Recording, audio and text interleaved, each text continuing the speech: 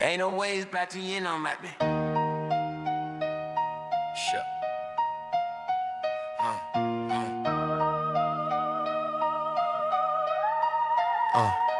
Soul left the body riding high to the sky. 7 day gone, student burned it damn wild.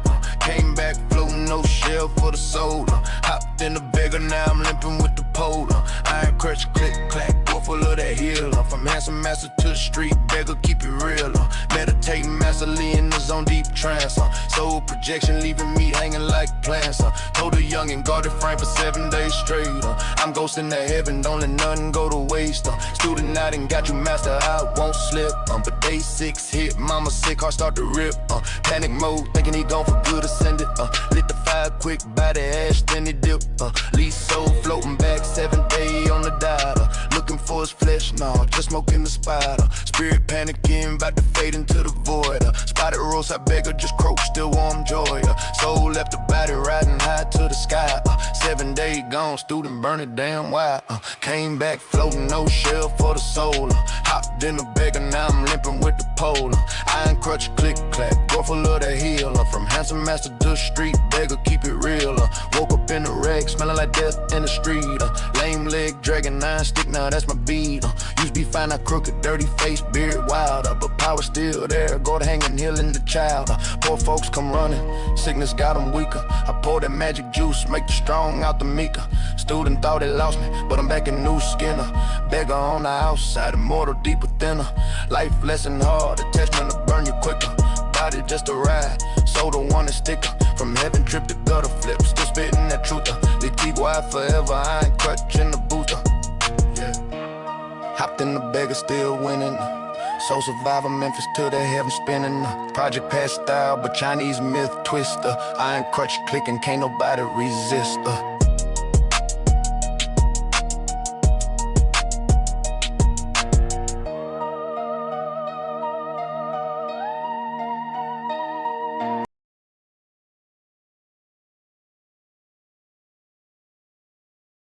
Borrow a corpse to resurrect the soul. Hello, knowledge wanderers, True Verak is here. Today's talk is the 14th stratagem.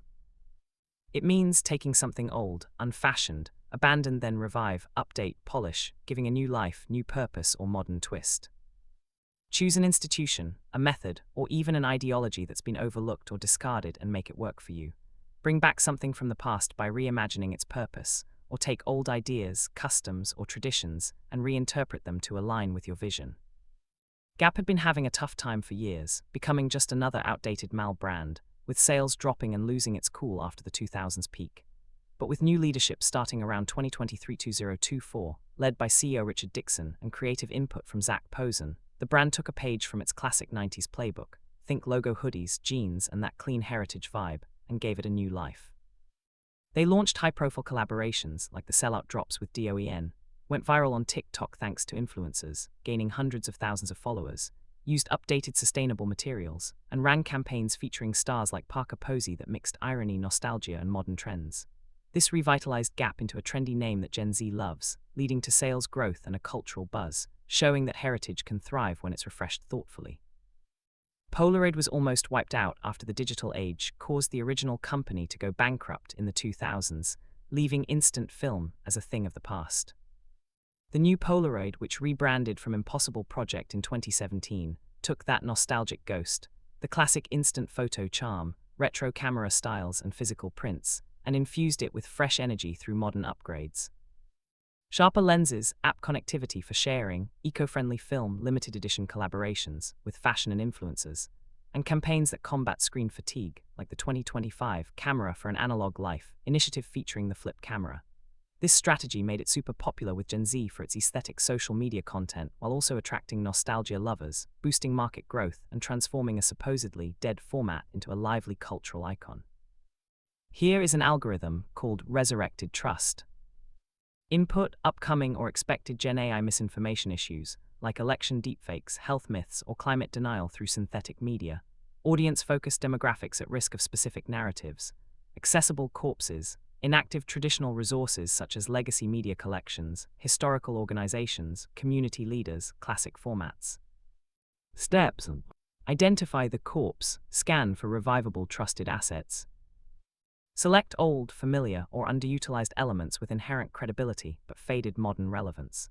Legacy media brands outlets, e.g., revived local newspapers, public broadcasters like BBC PBS archives. Nostalgic formats, e.g., short radio-style explainers, vintage-style PSAs, printed community newsletters digitized. Established institutions, e.g., universities, libraries, religious community groups, historical fact-checking bodies. Cultural heritage, e.g., traditional storytelling, proverbs, or past public service campaigns. Goal: choose something people already associate with reliability, trust, nostalgia, even if it's dead in current fast-scroll feeds. Borrow the corpse, prepare the vessel. Extract the core recognizable form without major alteration. Keep the visual auditory style, branding, tone, or structure intact, e.g., use retro fonts, old-time radio voice, classic newspaper layout. Avoid over-modernizing to preserve authenticity. The corpse must feel genuine and familiar. Revive the spirit, infuse new, anti-misinformation essence. Implement contemporary countermeasures supported by or aided by genAI tools. Prebunking/inoculation, core spirit. Incorporate diluted examples of genAI strategies. For instance, AI can fabricate facts, here's how to identify it, rebuttals and advice presented in the traditional format. Emotional narrative appeal, leverage storytelling, personal stories or community voices. Rejuvenated trust feels personal, not mechanical. Hybrid tech enhancement. Allow genAI to assist in swiftly creating customized prebunks, but ensure they are always human-supervised, verified, include watermarks, blockchain origins, or AI detection metadata. Multimodal delivery. Bring back old formats for modern platforms, like podcast-style episodes on TikTok/YouTube Shorts, retro PSA Reels on Instagram. Deploy at scale and preemptively, infuse energy into the fight. Launch ahead of time, prior to significant misinformation surges. Timing for prebunking is crucial. Enhance through reactivated channels. Collaborate with traditional media for cross-promotion, captivate community organizations for offline dissemination, and tap into nostalgic social movements, retro truth, old-school facts. Focus on micro-communities where skepticism towards new technology is prevalent but fondness for nostalgia is strong, for instance, older age groups through formats they cherish. Monitor and iterate, sustain the resurrection. Track metrics, decreased trust in false information through surveys or polls, reduced sharing of misinformation, feelings regarding revitalized content. If effectiveness declines as opponents adjust, utilize another source or renew the approach, for example, transition from newspaper format to vintage TV newsreel. Return to step 1 to address new challenges. Numerous local newspapers have been downsizing or shutting down because of the digital transition, leaving communities without their familiar, trusted local voices, the ideal corpse to reference.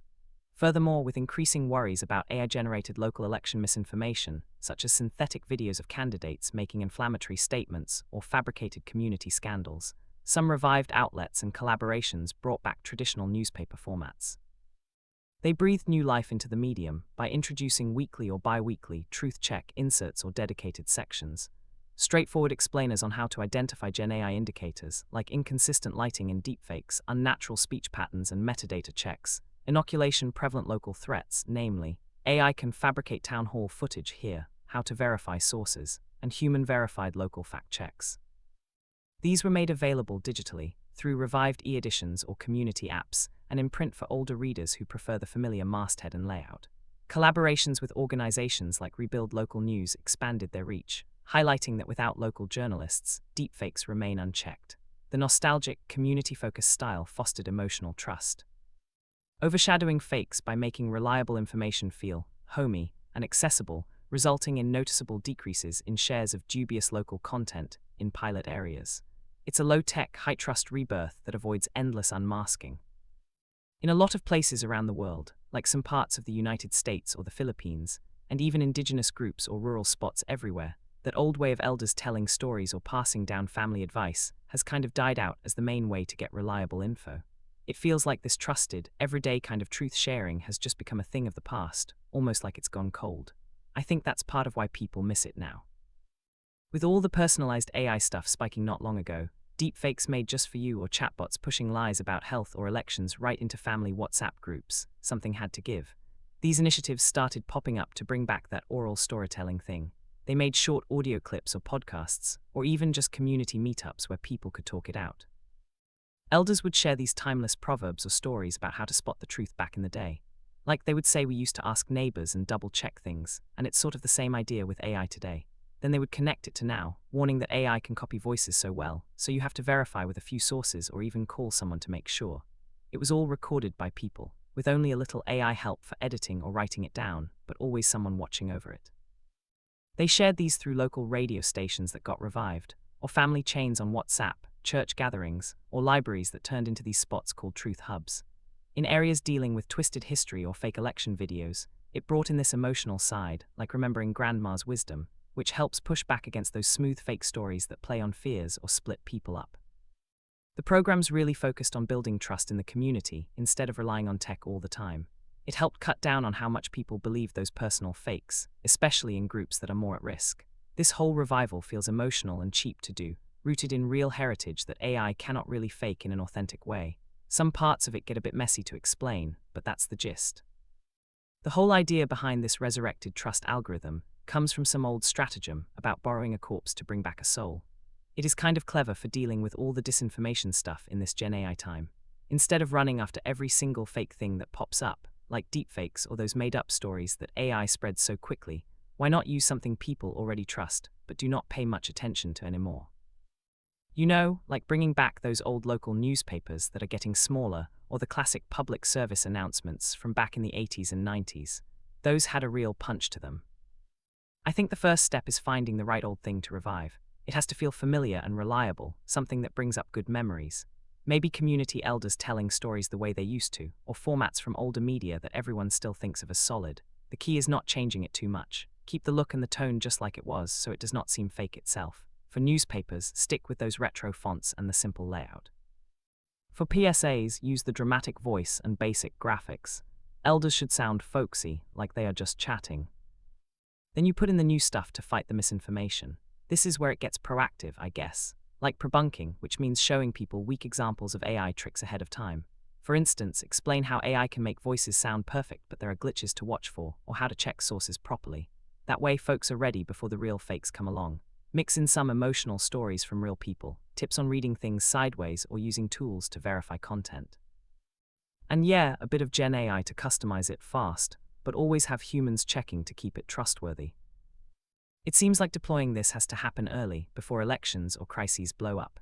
Make it go out on different channels too. Short videos for TikTok or YouTube, print versions for older people, audio on WhatsApp or radio, even meetups in communities.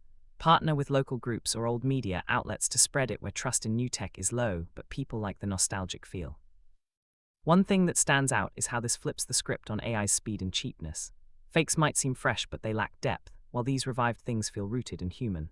It is cheaper to scale with partnerships, and being ahead of the game beats chasing after everything. I'm not totally sure if it will work everywhere, but iterating based on surveys or seeing if shares of fakes drop sounds smart. If one old format weakens, just try another. In the end, it is about using what is already beloved from before, arming it against AI threats, and letting that old credibility push back the mess. Some people might say it is oversimplifying, but it feels like a solid way to avoid burnout from all the fact-checking.